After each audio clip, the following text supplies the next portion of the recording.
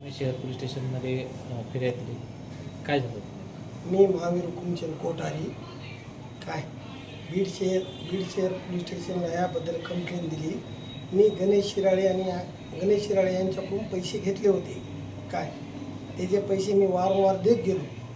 काय पैसे वारंवार देत गेल्याच्या बाद त्यांनी जो व्याजाचा महिना होता तो वाढीला. काय मी त्याला म्हणलो की तू असं काही करू नको. काय तर ठीक आहे म्हणले, माझे पैसे संध्याकाळपर्यंत दे.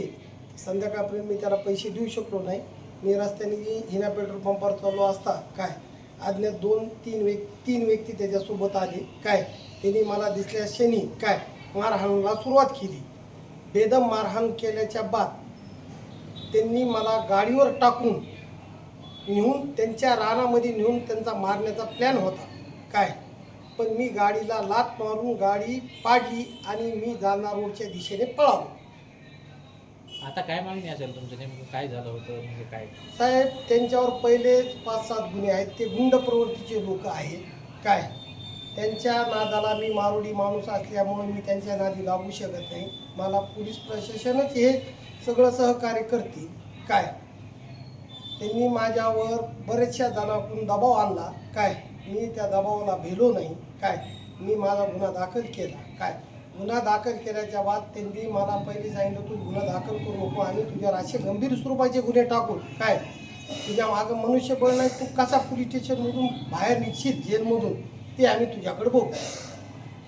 काय प्रशासनाकडे काय मागणी असेल? प्रशासनाला माझी हात जोडून एवढी नम्र विनंती आहे की माझ्यावर जे खोटे गुन्हे ते दाखल करणार आहेत त्याची शहानिशा त्यांनी करावी. जर त्याच्यामध्ये तथ्य जर मी दोषी आढळल्यास काय माझ्यावर कायदेशीर कारवाई त्यांनी करावी. आणि मी जे त्यांनी माझ्यावर जे केले त्याची बी पूर्ण शहानिशा करावी. माझ्याकडे तिथले CCTV फुटेज सगळ्या गोष्टी आहेत. काय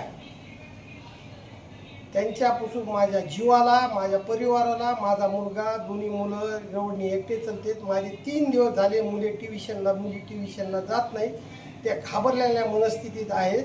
त्यांना वाटतं की रस्त्यातून मला कोणी उचलून नेईन का काय होईल. काय माझे मुलीचं शिक्षण उमा किरणमध्ये चालू आहे. माझी मुलगी शनिवारी ही घटना घडल्यापासून तुम्ही शनिवारपासून जाऊन बघा, रविवारी ट्युशनला गेली नाही, सोमवारी गेली नाही, मंगळवारी गेली नाही, बुधवारी गेली नाही.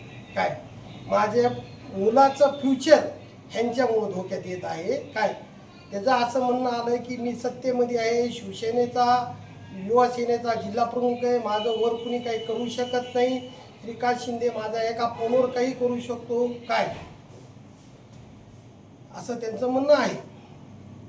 तर मला पोलीस 100% पोलीस प्रशासन, बीडचे पोलीस अध्यक्ष काय त्यांना जाऊन मी भेटलेलो आहे. काय त्यांनी मला चांगलं मार्गदर्शन केलेलं आहे. ते मला म्हणलेले आहेत काय होणार नाही, त्याचे खोटे गुन्हे पोलीस घेत नाहीत. काय मी त्यांना एवढं सांगितलं की जर साहेब खरा त्यांचा गुन्हा असेल तर घ्या.